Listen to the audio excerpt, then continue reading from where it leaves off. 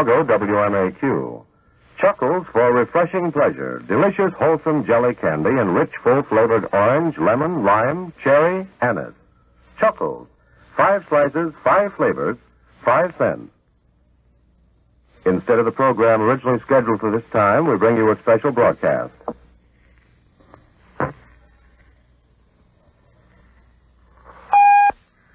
The National Broadcasting Company interrupts this program to bring you a special broadcast.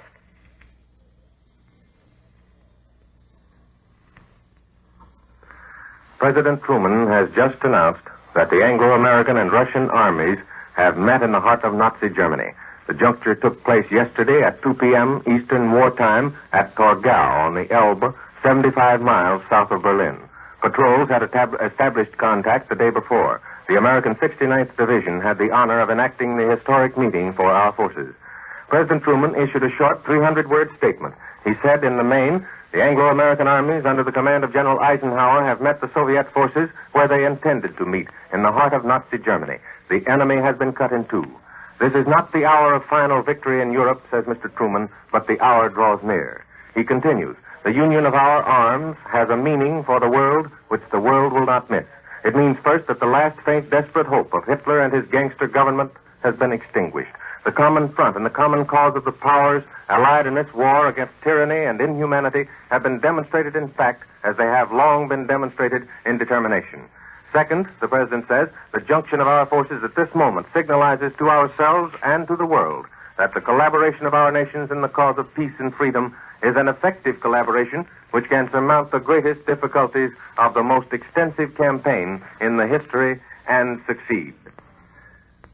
Finally, says the President, this great triumph of Allied arms and Allied strategy is such a tribute to the courage and determination of Franklin Roosevelt as no words could ever speak, and that could be accomplished only by the persistence and the courage of the fighting soldiers and sailors of the Allied nations. But until our enemies are finally subdued in Europe, he continues, and in the Pacific, there must be no relaxation of effort on the home front.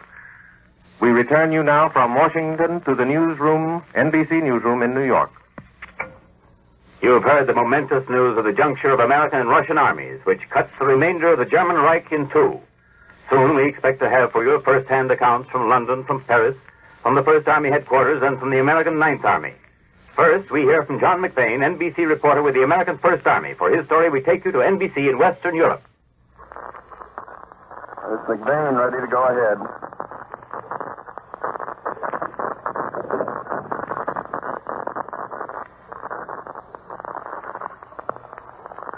Ready to go ahead for NBC.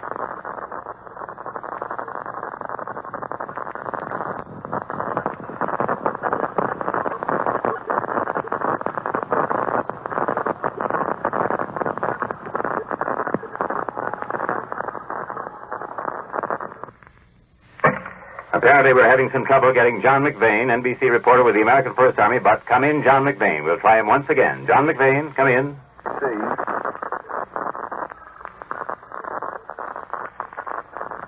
I'll go ahead in 5 seconds, NBC. This is John McBain with the First Army in Germany. I saw American soldiers joining hands with the men of the Red Army. It was more than joining hands. We hugged and pounded each other. Some of the Red Army men kissed us. Men who'd fought the Germans to a standstill told us that the day of our meeting was one of the great days of history, the greatest day of their lives.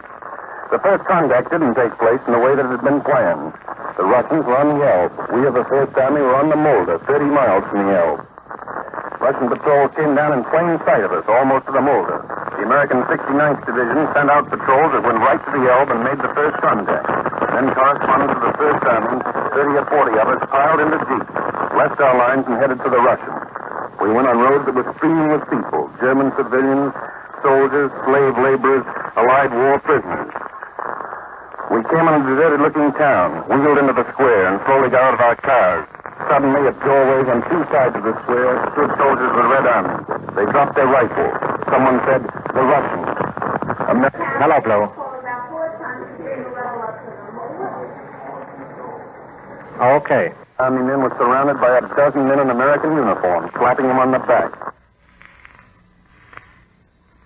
an order of the day from General Bradley, commander of the 12th Army Group, whose 1st Army men made the first contact. The order reads, soldiers of the 1st, 3rd, 9th, and 15th American Armies.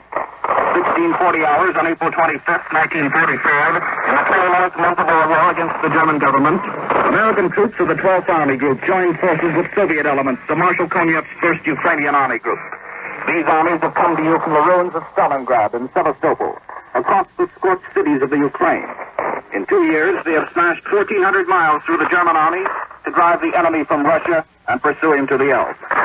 Their achievements, and they have given immortality to a people that would not be conquered, are made more meaningful by your own deeds. Across 3,800 miles of an ocean supply line, you forced to coast the enemy had been years preparing against you. Within 4 months after landing, you destroyed whole armies to take Paris, France, and give the world the symbol of freedom. When the enemy raised a new army and threw it into the winter battle of the Ardennes, you smashed and flung its remnants back. You have beaten and broken down his mighty secret line. You crossed the Rhine in your stride, encircled and reduced the roar. By demonstrating new lessons in mobile warfare, you annihilated whole groups of German armies in the West on their own German soil. In 10 months, you have fought your way 700 miles from the beaches. These accomplishments were secured by your courage, your resourcefulness, and by your comrades who died to achieve them. You have shared in the liberation of 4 nations, given hope to others, and conquered half of Germany. The people of America who armed you have had great faith in you. You have justified that faith as you will in the battles that follow. The order is signed, Owen Bradley, General of the United States Army. I return you now to NBC in New York. You have just heard from John McBain on the Western Front, and you have also heard from our David Anderson there, telling this glorious news of the juncture of American and Russian armies today. And now we have a man standing by in Paris. Roy Porter, our man in Paris, will report to us now. Come in, Roy.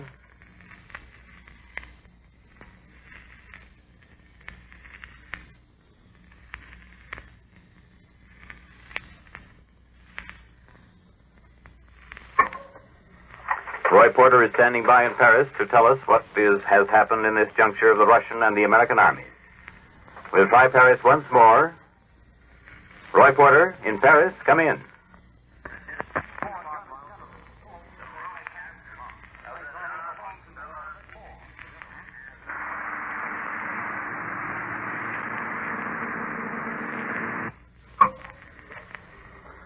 That news has just been flashed to us from Europe, from John McBain, from David Anderson, and other reporters are standing by to give their reactions to this official news that Germany now has been cut in two. This juncture of the Russian armies and the American armies now isolates northern Germany and the port cities left to the Reich from the Hitler forces in the southern mountains. Each of these two German forces now is fighting not only a two-front war, but a war from all sides. From the crossing of the Rhine River to their present position, American troops have taken giant strides. American tanks racing across Germany have made up to 40 miles a day. They've managed to plunge forward much faster than anyone dared to hope. After the German defenses just beyond the Rhine River were breached, there seemed to be nothing to stop that powerful American advance. Germany had concentrated many of its divisions in the east against the Russians, of course. Because of destruction by great forces of Allied bombers, the Nazis no longer could move men and tanks with facility back and forth across Germany fast enough to meet any threat. Both General Patton and General Hodges put the task of cutting across Germany up to their tank force commanders. And today we've made an official contact with the Russians, clasped hands with them, as President Truman has said.